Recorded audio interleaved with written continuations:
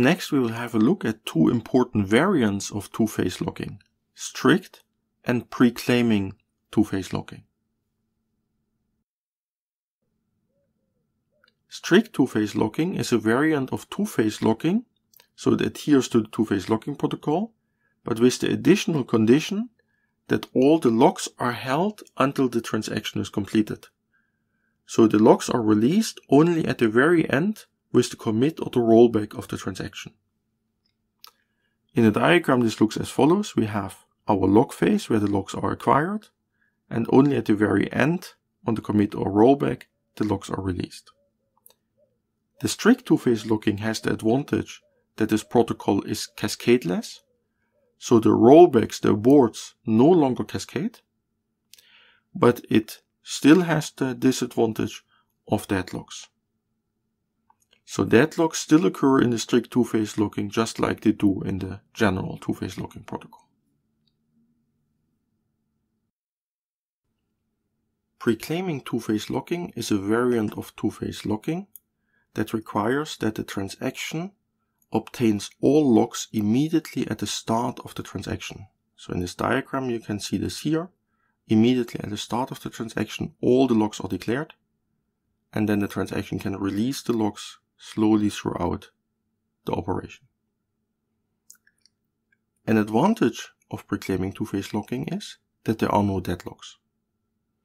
However, it still suffers from cascading rollbacks. The most serious disadvantage of pre-claiming two-phase locking is that it's not applicable to multi-query transactions.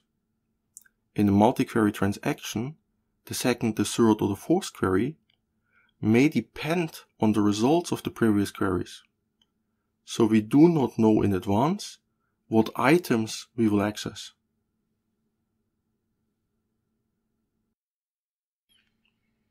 Let's have a look at the schedule shown on the slide, and let's discuss whether this schedule can be achieved using two-phase locking or strict two-phase locking. As a first approximation, we will insert the locks directly before accessing an item. So we insert shared locks before reading an item and exclusive locks before writing an item. Now let's have a look whether some of our locks are conflicting. We have a shared lock on V. This does not conflict with this shared lock, but it conflicts with an exclusive lock on V. So already we have found a conflict, and from this conflict we can derive that the schedule cannot be achieved using strict two-phase locking. In strict two-phase locking, the first transaction has to hold this lock until the end of the transaction. So this shared lock on V will necessarily conflict with the exclusive lock on V needed to write V in the third transaction. So this is not possible using strict two-phase locking. In general two-phase locking, we are allowed to unlock locks. So let's say we unlock the lock on V directly after reading V. Now we have to be careful because in two-phase locking we are not allowed to obtain new locks after unlocking any lock. So that means that we have to obtain these locks before we unlock. So let's do this. Let's immediately obtain all the locks that the first transaction needs. So we obtain a shared lock on VZY, we read V, and we unlock V. Now let's continue to search for conflicts. There's one obvious one, namely we have an exclusive lock on V in the third transaction and an exclusive lock on V in the second transaction. So the third transaction has to unlock V before the second transaction needs it. So let's insert an unlock at this position. Now we have one problem, namely that our schedule no longer adheres to the two-phase locking protocol. We have an unlock followed by a lock. This is not allowed, so we have to obtain this lock before we unlock. So let's do this. And let's continue looking for conflicts. There's one more conflict, namely we have a shared lock on Z in the first transaction and an exclusive lock on Z in the third transaction. These two conflict, so the first transaction has to unlock Z before the third transaction obtains the exclusive lock. So let's unlock Z after reading Z. Now there are no more conflicts, but there are still some missing unlock actions.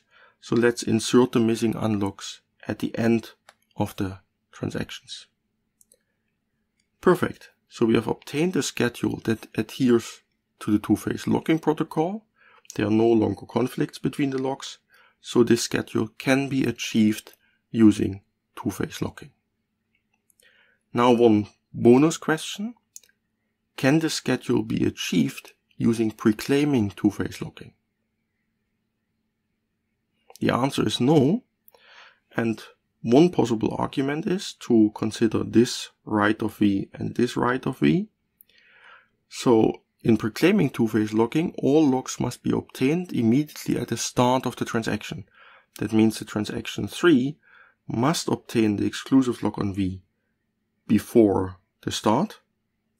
Likewise, the transaction 2 must obtain the exclusive lock on V before the start of the transaction, and it must hold it until writing V.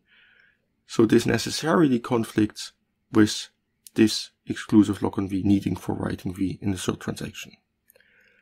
So the schedule cannot be achieved using preclaiming two-phase locking.